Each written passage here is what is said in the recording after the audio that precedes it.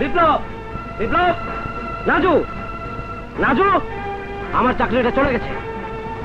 এখন তো তোমরা খুশি হয়েছো। চাকরি চলে গেছে?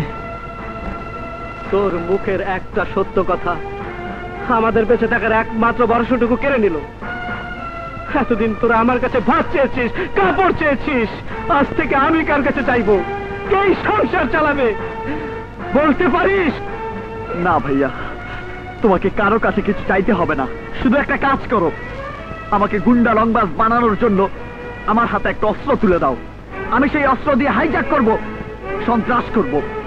টাকার জন্য যদি নষ্ট হতেই হয় তাহলে নষ্টের মতো নষ্ট হব।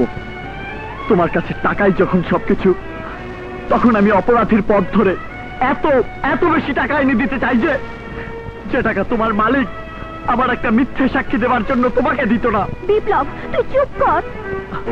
ভাবি, গরিব বলে কি আমাদের সৎভাবে বেঁচে থাকার কোনো অধিকার থাকবে না? গরিব বলে কি একটা চাকরি, এক মুঠো ভাত আর একখানা কাপড়ের জন্য নিজের আদর্শকে বিক্রি করতে হবে? এই জন্য বিক্রি করতে হয়। কোনোদিন কি খবর নিয়ে দেখেছিস মাত্র 20,000 টাকার জন্য তোর ভাবির একটা অপারেশন করতে পারছি না? ডাক্তার বলেছে এই অপারেশনটা করাতে পারলে তোর ভাবি হয়তো মা হতে পারবে। খবর নিয়ে দেখেছিস তোর ভাবির মুখ দেখে সবাই বন্ধা বলে, মেয়েরা আঁচল দিয়ে মুখ ঢাকে, পুরুষরা মুখ ফিরিয়ে দেয়। যদি তোর ভাবির মুখ দেখে তাদের অমঙ্গল হয়। তুমি চুপ করবে? কেন চুপ করবো? ও শুধু ওর কথাই ভাববে, আমাদের কথা ভাববে না। বেশ, তুমি যা বলবে আমি তাই করব। না বিপ্লব, না। ডাক্তার তো বলেনি আমার অপারেশন করলে আমি মা হতে পারবোই। ডাক্তার বলেছিল হয়তো হতে পারি। তাই এই হয়তোর জন্য বিপ্লবের জীবনটা আমি নষ্ট হতে দেব না। ভাবি, তুমি আর আমাকে বাধা দিও না। আমি তোমাদের জন্য এবার কিছু করতে চাই। আমি ভাইজানের কাছে যাব, আত্মসমর্পণ করব। দাঁড়া বিপ্লব, তুই যদি আমার কথার অবাধ্য হতে চাস তাহলে তাহলে তুই আমার মরে মুখ দেখবি। হ্যাঁ। বিপ্লব ভাই, তোমার ইন্টারভিউ কার্ড। ভাবি, বিপ্লব, ভাবি, ভাবি।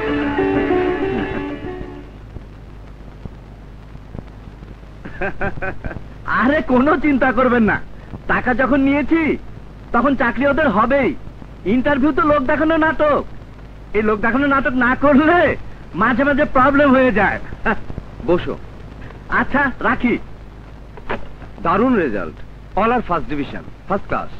ভালো, খুব ভালো। এবার বলো তো, তোমার কোনো অভিজ্ঞতার সার্টিফিকেট আছে? আছে। আমার প্রথম অভিজ্ঞতার সার্টিফিকেট হলো লেখাপড়া শিখে ভালো একটা চাকরি পাবার জন্য সেই ছোট্টবেলা থেকে দুবেলা দুমুঠো খেয়ে না খেয়ে ওই সার্টিফিকেট গুলো জোগাড় করেছি। আর আমার দ্বিতীয় অভিজ্ঞতার সার্টিফিকেট হলো যারা গরিব তারা মানুষের মতো দেখতে হলেও আপনাদের মতো মানুষের কাছে তারা দেশি কুকুরের মতো, কারণ দেশি কুকুর ডাস্টবিনের খাবার খায় আর বিদেশি কুকুর অনেক দামি দামি খাবার খায়। আমার তৃতীয় অভিজ্ঞতার সার্টিফিকেট হলো আমরা যখন একটা চাকরির জন্য ইন্টারভিউ দিতে আসি তখন পুরো পরিবার পথের দিকে তাকিয়ে অপেক্ষা করে আর স্বপ্ন দেখে কত সময় গিয়ে বলবো আমার চাকরি হয়ে গেছে। অথচ তারা জানে না আপনাদের মতো ঘুষখোরেরা যতদিন এই চেয়ারগুলো দখল করে বসে থাকবেন ততদিন আমরা শুধু ইন্টারভিউ দিয়েই যাব, কিন্তু চাকরি হবে না। চাকরি পাবে তারা। বলতে চাই, কি করছে? হ্যালো থানা, বল আর কতদিন এই প্রহসন করবি? বল কতদিন ফাইল হাতে তোদের মতো অমানুষের প্রতারণার শিকার হব? কি শুরু করেছ? শুরু তো তোরা করেছিস, এবার শেষ আমি করবো। কি বলছো? কি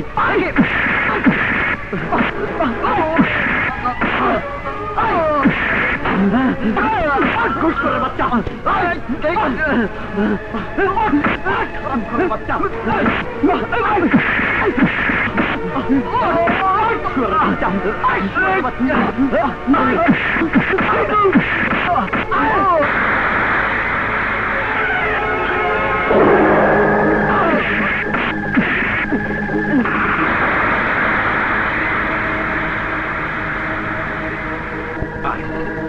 আয় শালা, আয়।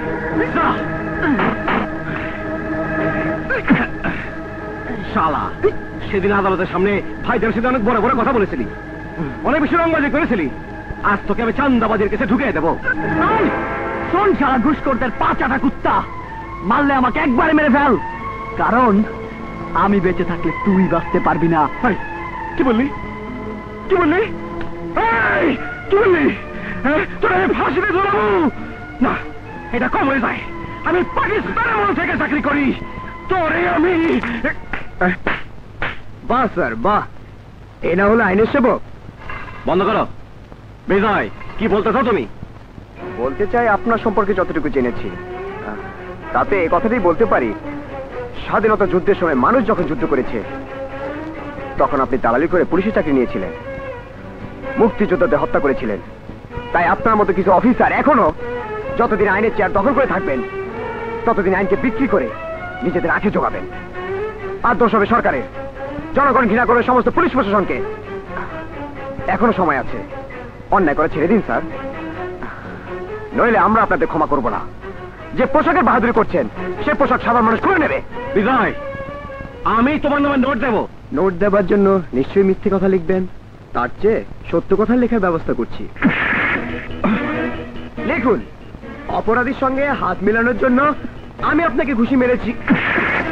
লিখুন, বিনা অপরাধে কে অপরাধী সাজাতে চেয়েছেন বলে আমি আপনাকে। বুঝতে পেরেছেন? আইন আইনের গতিতে চলে, সাময়িকভাবে আপনি আইনকে তাসক মনে করতে পারেন, কিন্তু সবাই তা মনে করবে না। আপনি বিপ্লবকে অপরাধী সাজাতে চেয়েছেন, আর আমি বলছি পারবেন না। বিপ্লবকে আমি জামিনে মুক্ত করবই। ঠিক আছে, ঠিক আছে, আমিও পাকিস্তান আমল থেকে চাকরি করছি, দেখে নেব, দেখে নেব। স্যার এই 100 টাকা দেবেন স্যার, একটা দারুণ সিনেমা চলছে, আজই শেষ রজনী। তোর এত বড় সাহস আমার কাছে টাকা তার সিনেমা দেখার লিগা?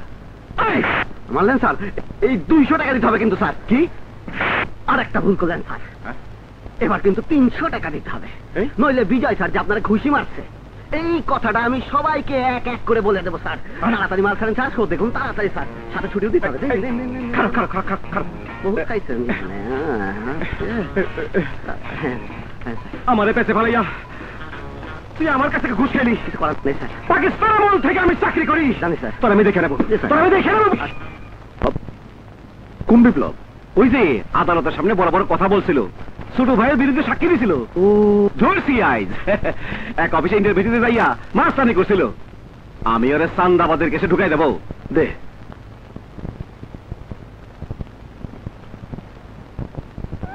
ভাইজান, সাথে আর্মস কেস লাগাই দাও, বেল হবে না। বাকিটা আমি খেলবো। হ্যাঁ দেখি ওসি কোথায়?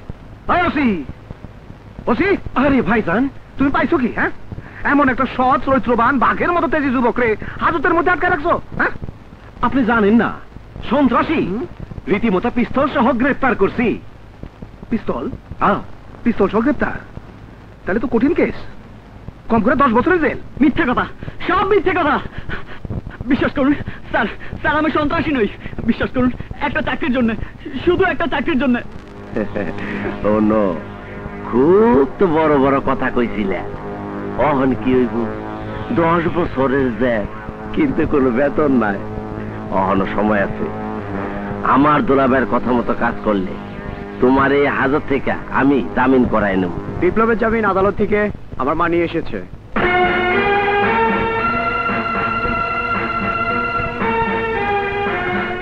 আমার মা।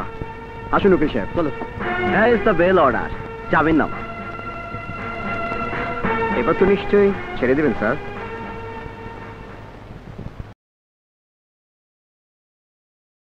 চল বিপ্লব। বিপ্লব আমার মা। থাক বাবা থাক।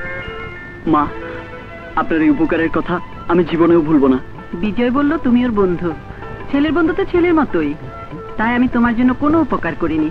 বলতে পারো আমি আমার আরেক সন্তানের জন্য আমার দায়িত্ব পালন করেছি। মা, যাও বাবা, বাড়ি যাও।